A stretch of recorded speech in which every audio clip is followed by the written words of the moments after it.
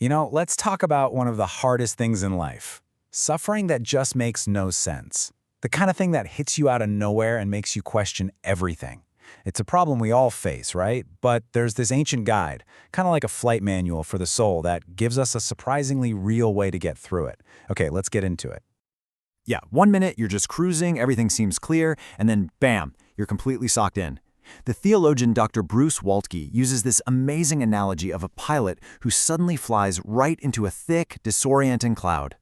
And when you're in that cloud of suffering, you lose all your reference points. The things you used to rely on to make sense of the world, they're just gone.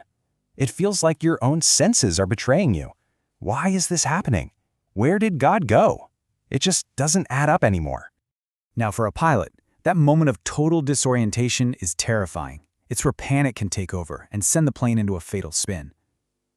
And for a person of faith, the danger is exactly the same. When we lose that rational, visual contact with God's plan, that's when our faith is most at risk of spinning out of control. So what are you supposed to do? Well, a good pilot doesn't trust their feelings in the cloud, they trust their instruments. And this is exactly where Psalm 44 comes in. It's not just some old, dusty poem, it's an ancient instrument panel designed for this exact situation. The psalmist gives us a set of reliable, time-tested truths, our instruments, that we can lock onto when our feelings and our circumstances are just screaming that we're going down. It's a manual for flying by faith when sight has totally failed you. And check this out. This isn't some chaotic, panicked cry for help. Just look at the structure here. It moves so deliberately from praise to lament to protest and finally to petition. You can see the lines decreasing in a pattern. This is a controlled, thoughtful, totally coherent response to absolute chaos. Even in their anguish, the writer is thinking clearly. So what are these instruments? What are the reliable readings on this ancient panel that can keep us steady in the cloud?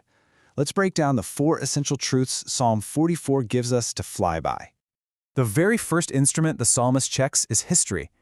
It's brilliant, really. Before they even get to what's happening to them right now, they spend the first 8 verses just looking back. They remember all the powerful things God has done in the past. There it is! That's the reading on the first gauge. It's a direct appeal to God's proven track record. The psalmist is basically saying, we remember you. We know what you've done. They're reminding themselves and God that his faithfulness isn't some abstract theory, it's historical fact. And this is absolutely crucial. Grounding yourself in what God has already done gives you the stability you need to face what's happening now. It is literally the first step to leveling the plane and getting out of that initial panic. Okay, let's look at the next instrument. And I'll be honest, this one can be a tough pill to swallow. It's sovereignty.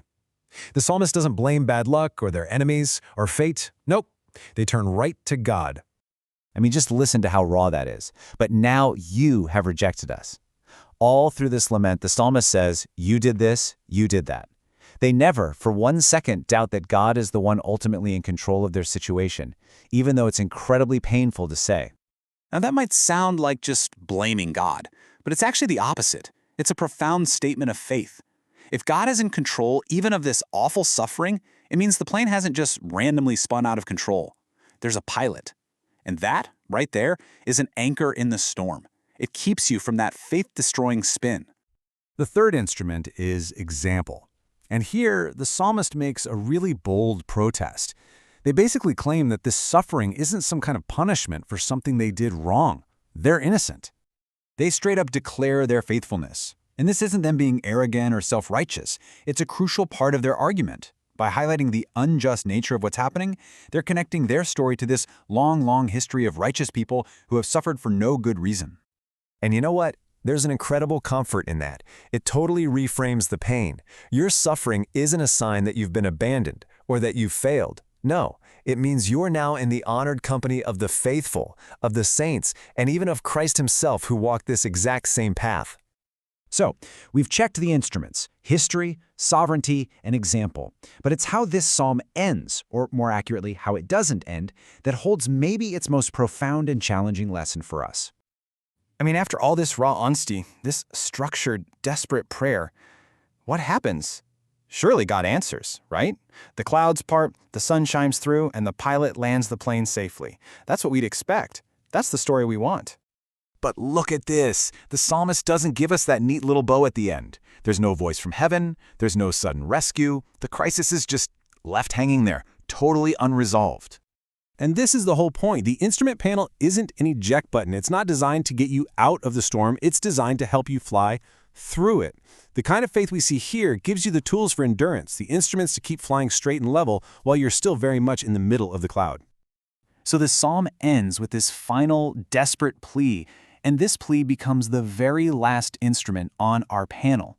After appealing to God's history, His sovereignty, and their own innocence, there's only one thing left to hold on to. The final appeal isn't based on fairness or justice or what they think they deserve. It's based entirely on the fundamental character of God Himself, His unfailing love. And that's the last gauge to check.